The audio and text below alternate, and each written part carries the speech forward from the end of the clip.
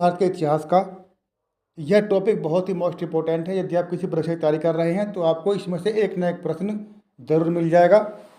तो आज हम पढ़ेंगे कांग्रेस का लखनऊ अधिवेशन 1916। ये बहुत ही मोस्ट इम्पोर्टेंट टॉपिक है। तो देखिए भाई, इसमें क्या हुआ था।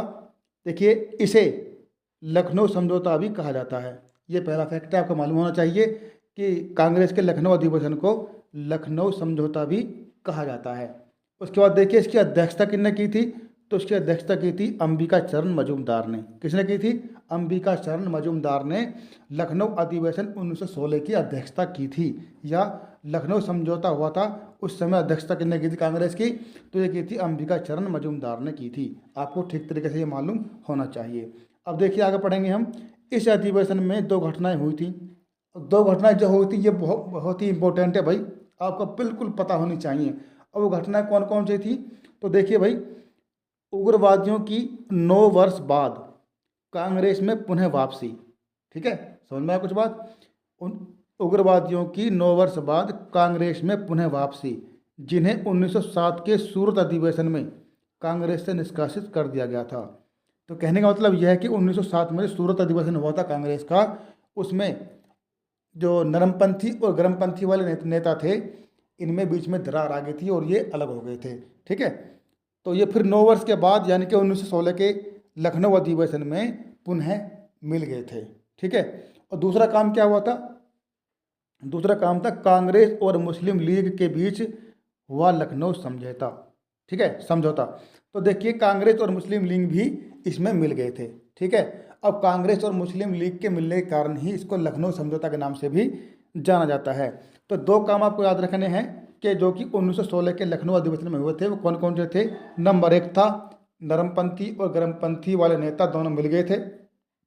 दूसरा काम था, कांग्रेस और मुस्लिम लीग के बीच में समझौता हो गया था। इस कारण इसको हम लखनऊ समझौता के नाम से भी जानते हैं।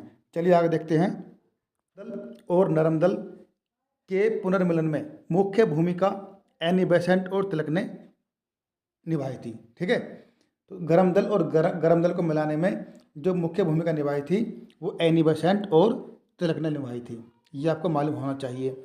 इसके अलावा क्या मालूम होना चाहिए? कांग्रेस और लीग के समझौते में मोहम्मद अली जिन्ना और तिलक कांग्रेस लीग के मुख्य शिल्पी थे। ठीक है, मोहम्मद अली और तिलक ने मिलकर के मुस्लिम लीग समझौता करवाया था। ठीक है, तिलक दोनों में शामिल थे मिलाने में। ठीक है, तो गरम दल और नरम दल को मिलाने में किसका बड़ा हाथ था? एनी बेसेंट और तिलक का। और कांग्रेस और लीग को मिलाने में मोहम्मद अली जिन्ना और तिलक का साथ था। तो देखिए, कांग्रेस ने मुस्लिमों की पृथक निर्वाचक मंडल की मांग को स्वीकार कर लिया था।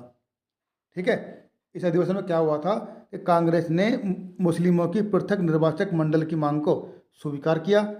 लखनऊ समझौते के अंतर्गत 19 स्मरण पत्र में, एक पत्र था, 19 स्मरण पत्र में दोनों दलों के समकालीन राजनीतिक विचारों को साकार रूप दिया गया था। तो ये कुछ फैक्ट थे जो आपको मालूम होने चाहिए। चलिए आगे देखते हैं।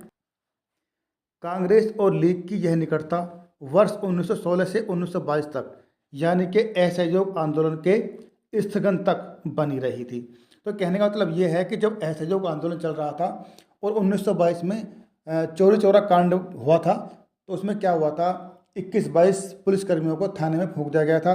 ठीक है, तो महात्मा गांधी ने अपना असहयोग आंदोलन वापस ले लिया था और तब तक ही मुस्लिम और लीग में समझौता बना रहा।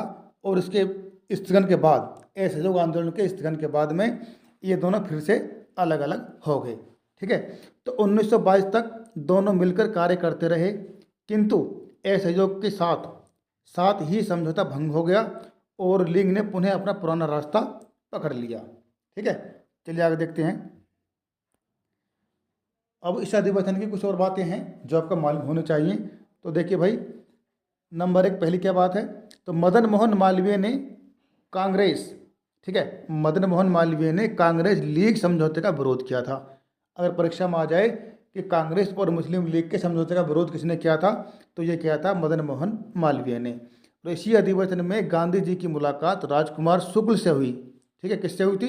राजकुमार शुक्ल से हुई थी, जिन्होंने इन्हें चंपारण के किसानों की समस्याओं से अवगत कराया था। कि चंपारण में जो आंदोलन चलाया था महात्मा गांधी ने, तो उसकी जो किसानों की समस्याएं थी उस समय वहाँ की, तो ये राजकुमार शुक्ल ने ही गांधी जी को बताई थी। उसके बाद गांधी जी चंपारण में गए थे चंपारण आंदोलन के लिए। ठीक है, तो दोस्तों ये थी आज की हमारी कुछ वीडियो जिसमें आपने पढ़ा कांग्रेस का लखनऊ अधिवेशन।